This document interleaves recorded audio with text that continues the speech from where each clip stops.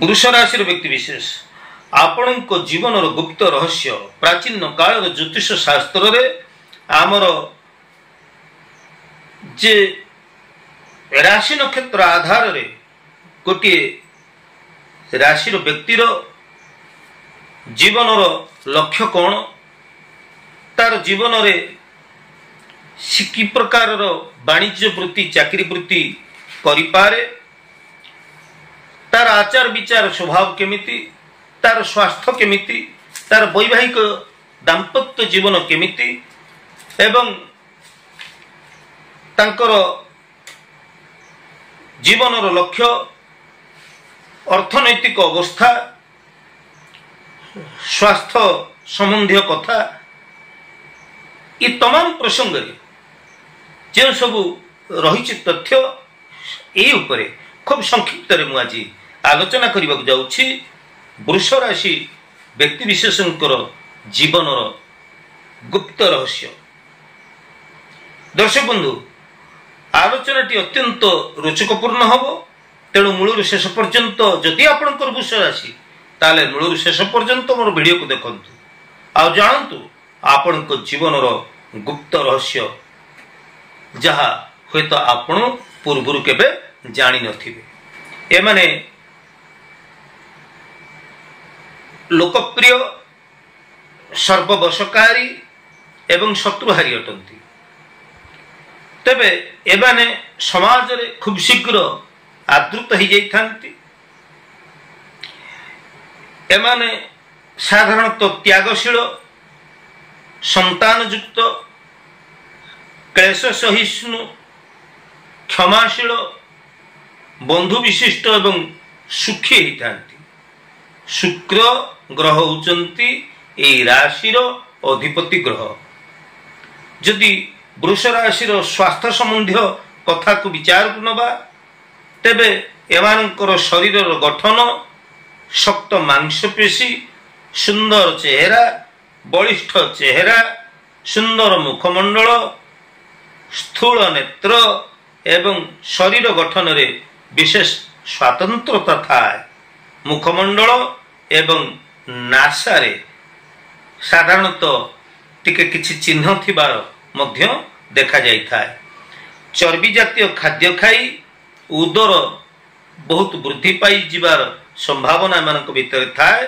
तबे एमाने एमानक जीवन काल भितरे उदर संबंधी समस्या को भोग करिथांती बा उदर संबंधी समस्या रे पीड़ित होइथांती।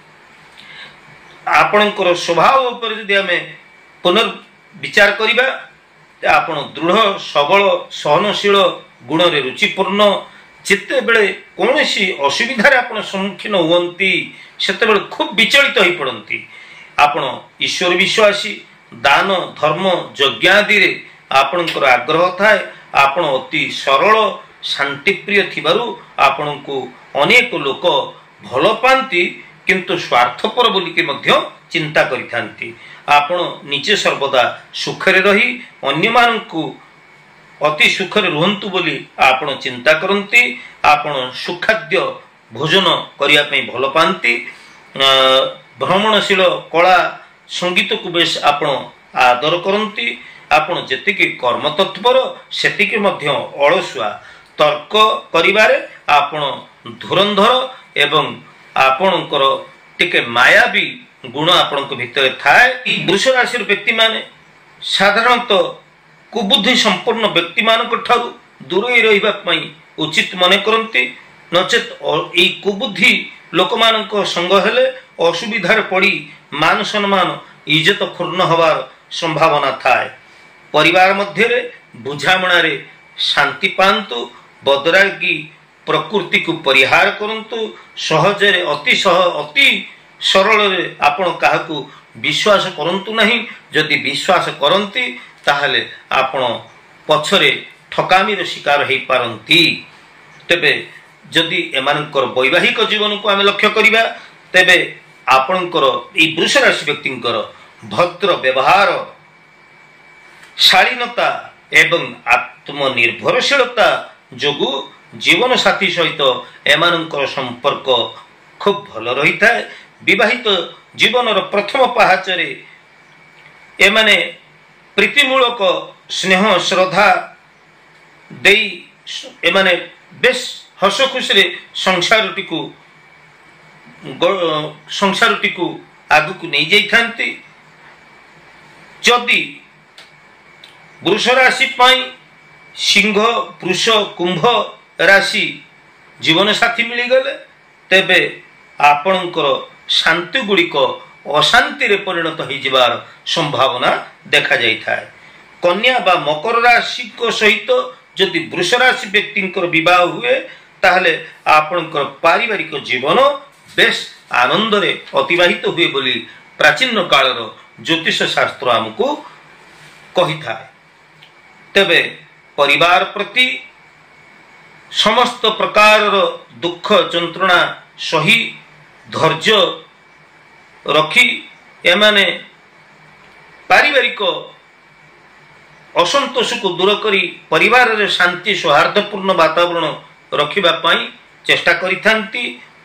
तेबे एमानकर बंधुता मित्रता शत्रुता को जदि आमे देखिबा आपण बंधु मानक आदर्श उपरे विशेष दृष्टि दियंती। बंधुर चरित्र उपर आपणकर विश्वास न आसिला पर्यंत आपण संपर्क स्थापित करंती नाही। आपणकर दृढ़ विश्वास हृदयबोध हेले आपण बंधुता को ग्रहण करंती। थरे जहा को आपण बंधु भाव रे ग्रहण करंती से जेते अन्याय करू पछे आपण ता सहित संपर्क छिन्न करि पारंती नाही। या होची आपणकर विशेषत्व। आउ शत्रुता कथा जदि विचार को नबा आपण जहा सहित शत्रुता थिबो ताकू केबे हेले हे ज्ञान मन करंतु नाही। शत्रु को दमन करिवा पूर्वरु निज क्षेत्र को संपूर्ण प्रस्तुत करि रखि सारिबा परे आपण आमंत्रण करिवे और निज को अति चतुर बा चालाक बोली की न भाविकी शत्रुर कार्यकलाप को तीक्ष्ण दृष्टि दे कार्य कले शत्रु निश्चित आपणकर पराजय हेबे। आ शत्रु को जदि आपण हे ज्ञान मन करंती सामान्य छोटिया लोकटे से मोर कोन करदबो एभली जदि भावना करंती ताहाले शत्रु हेत आपणक उपरे बलशाली हेई पारे। तेबे आपणकर जीवनर लक्ष्य संपर्क जदि आमे देखिबा आपणकर रक्षणशीलता सहिष्णुता धार्मिक स्थिरचित्त स्वाभिमान आपणकर यही सब जो भल गुण गुड़िक आपण भीतर रही से आपण निजर धन मान सम्मान सुनाम पाइबा पाई आपण कठोर परिश्रम करी किपरि शीर्ष स्थान रे पहुंचबे सेथिपई सर्वदा प्रचेष्टा चलाई थांती। किंतु मैं ये गोटे कथा कही रखा चाहे जे एमानकर जीवन पिलादिन निरंतर संघर्षपूर्ण परिस्थिति रे चली थाए एवं एमाने जीवनर अर्धेक बीती जिबा परे एमाने निजर लक्ष्य स्थल रे पहुंची पारि थांती।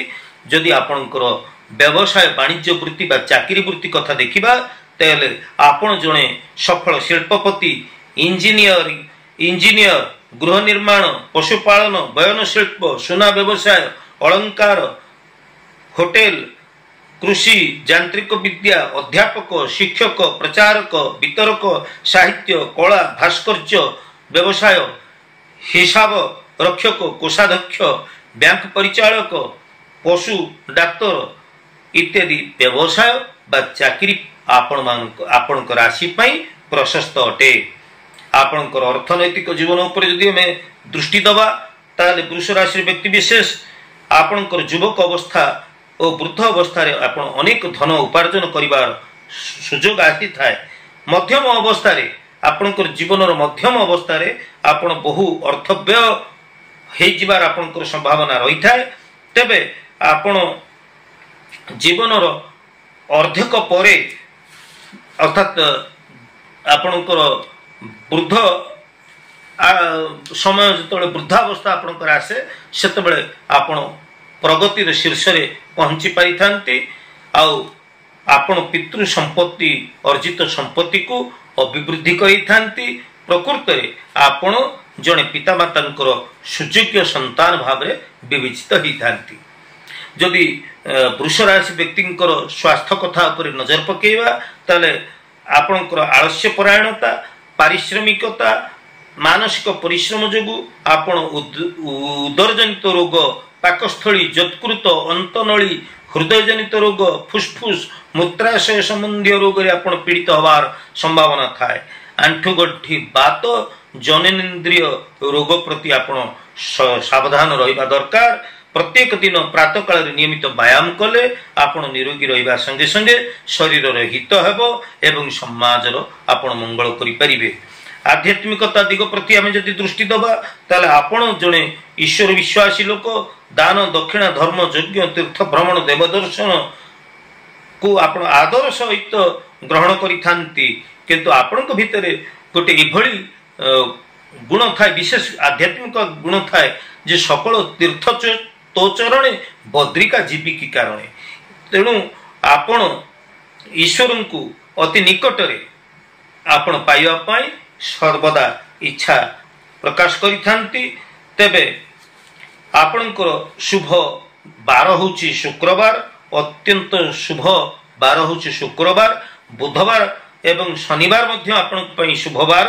ଶୁଭ ସଂଖ୍ୟାଟି ହେଉଛି ଆପଣଙ୍କ ପାଇଁ 6 ଏବଂ 5।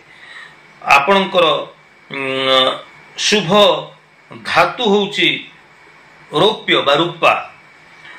ଆପଣଙ୍କର ଆରାଧ୍ୟ ଦେବାଦେବୀ ହେଉଛନ୍ତି ମା ଲକ୍ଷ୍ମୀ, ଅନ୍ନପୂର୍ଣ୍ଣା ଏବଂ କମଳାତ୍ମିକା ଏବଂ ରାଧାକୃଷ୍ଣ। ଆପଣଙ୍କର ଶୁଭ ବର୍ଣ୍ଣ ହେଉଛି, ଶୁଭ ରଙ୍ଗ ଆପଣଙ୍କ ପାଇଁ ହେଉଛି ଧଳା ରଙ୍ଗ, ସବୁଜ ରଙ୍ଗ ଏବଂ ନୀଳ ରଙ୍ଗ।